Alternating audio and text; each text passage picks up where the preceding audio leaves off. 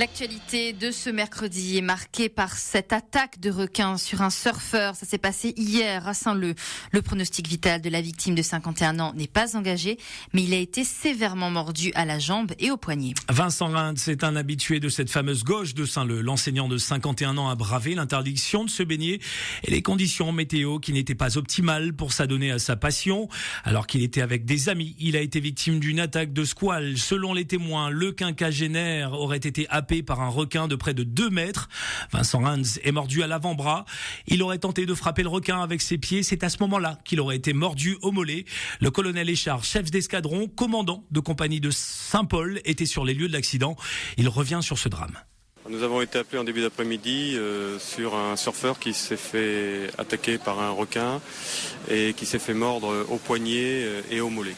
Il est sorti par ses propres moyens. La blessure était sérieuse, s'agissant d'une attaque, mais néanmoins, malgré sa blessure au mollet, il a pu sortir par ses propres moyens de l'eau et rester debout en attendant que les pompiers arrivent. Les secours rapidement arrivés sur place ont transporté l'homme blessé grièvement vers le centre hospitalier Gabriel Martin de Saint-Paul.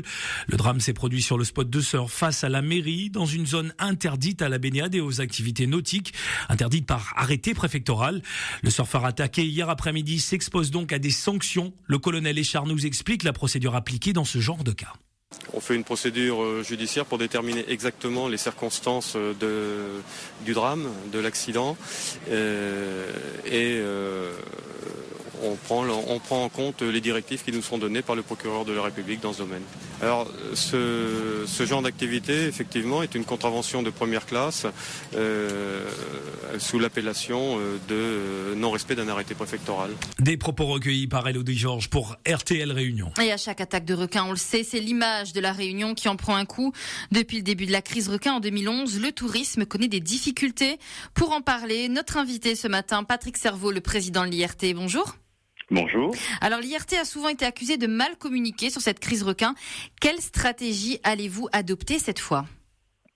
Tout d'abord, j'ai une pensée pour Vincent et je suis heureux qu'il aille mieux.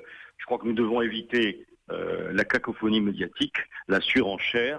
L'heure n'est pas à la polémique ni à la récupération. Je pense qu'il faut que nous restions vigilants sur les messages qui seront diffusés sur l'île de la Réunion dans la presse nationale et internationale, mais également sur les réseaux sociaux qui aujourd'hui comptent beaucoup. Nous avons un cabinet de presse qui a été missionné depuis plusieurs mois pour cela, donc qui veille, qui monte la garde et qui intervient à chaque fois que l'on constate un dérapage. Parce que les faits sont une chose, je pense qu'il faut rester sur du factuel, mais il faut éviter de tomber dans le sensationnel. Malheureusement, à chaque attaque, les uns et les autres ont tendance à tirer la couverture à soi, à rouspéter, à crier après tout le monde, et nous devons éviter cela. La mer aujourd'hui, cette zone-là est interdite. Malheureusement, nous le déplorons. C'est pour cela que nous avons voulu saisir le président de la République. Nous n'avons pas pu le faire dans des conditions normales. C'est pour ça que nous sommes passés par un communiqué de presse, un communiqué qui passera dans les journaux de vendredi. Ce communiqué avait été préparé avant même l'attaque de requins, où nous voulons sensibiliser le président de la République sur 2 points. D'abord, la communication sur l'île de la Réunion. Je pense que l'État, comme cela a été le cas aux Antilles il y a une quinzaine d'années lorsque le secteur du tourisme était au plus bas, l'État doit également apporter son écho pour faire en sorte que nous communiquions positivement sur la destination Réunion. Justement, est-ce que vous pensez que l'État doit réagir en mettant en place des solutions pour que les usagers de la mer puissent se baigner sans crainte ? Ça, c'est le deuxième point de notre courrier. Je pense que le représentant de l'État dans le département a fait un travail remarquable sur la problématique requin. Il y a des études qui ont été faites. L'heure maintenant est à l'action. Nous devons passer à l'action et pour cela, il faut que l'État mette des moyens à la disposition de son représentant qui est le préfet à La Réunion pour pouvoir concrétiser tout ce qui a été prévu. On ne peut plus attendre. Nous sommes sur une île et nous ne pouvons pas empêcher à la fois les Réunionnais mais également les touristes d'accéder à la mer. Que ce soit des baigneurs ou des pratiquants d'activités sportives. C'est pour cela que, je le répète, il faut que dès maintenant, nous mettions en place d'autres mesures en complément de celles qui ont déjà été mises en place pour permettre d'utiliser la mer. Patrick Cerveau, cette attaque, elle intervient en pleine vacances scolaires. Est-ce que vous craignez des annulations et est-ce que vous allez mettre en place une campagne spécifique axée ou sur le lagon ou sur la montagne pour les prochaines vacances qui viennent? Vous savez, à chaque fois que l'on parle du requin à La Réunion, nous avons des réactions de nos prescripteurs, les tours opérateurs, les agences de métropole, qui nous disent on a déjà beaucoup de mal à vendre La Réunion avec ce qui vient d'être dit sur tel ou tel support. Ça ne nous facilite pas la tâche. Donc ça veut dire qu'il faut qu'on communique positivement pour contrebalancer cette communication négative qui est faite sur La Réunion. Effectivement, il faut que l'on vende l'île de La Réunion dans son intégralité, avec l'intérieur, mais on ne peut s'empêcher de vendre la mer également, puisque La Réunion est une île qui est entourée d'eau et la clientèle touristique, elle fait 10 000 kilomètres pour de montagne, mais aussi parce qu'on a la possibilité d'aller à la mer. Et ça, on ne peut pas séparer la mer et la montagne. Ceux qui disent qu'à La Réunion, la communication est floue parce qu'un jour on communique sur du bleu, un jour sur du vert, ce sont des philosophes du tourisme.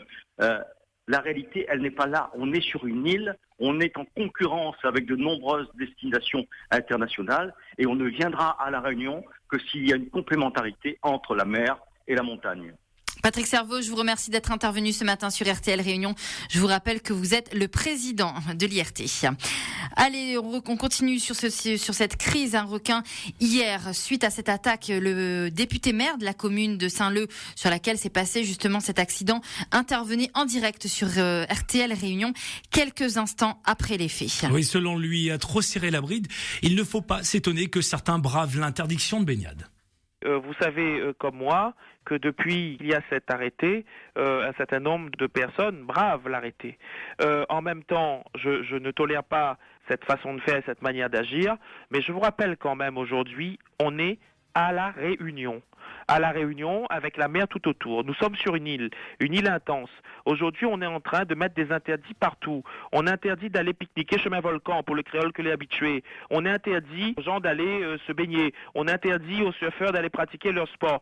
À un moment donné, il faut aussi arrêter de sortir le parapluie parce que c'est très simple. À un moment donné, si on veut vraiment sortir le parapluie totalement, eh ben on sort un arrêté en disant à compter de maintenant, les gens partent travailler le matin, rentrent chez eux le soir et ils ont même plus le droit de sortir de chez eux et ils restent calfeutrés et fermés chez eux. Thierry Robert était l'invité du 18h du journal d'Indrani.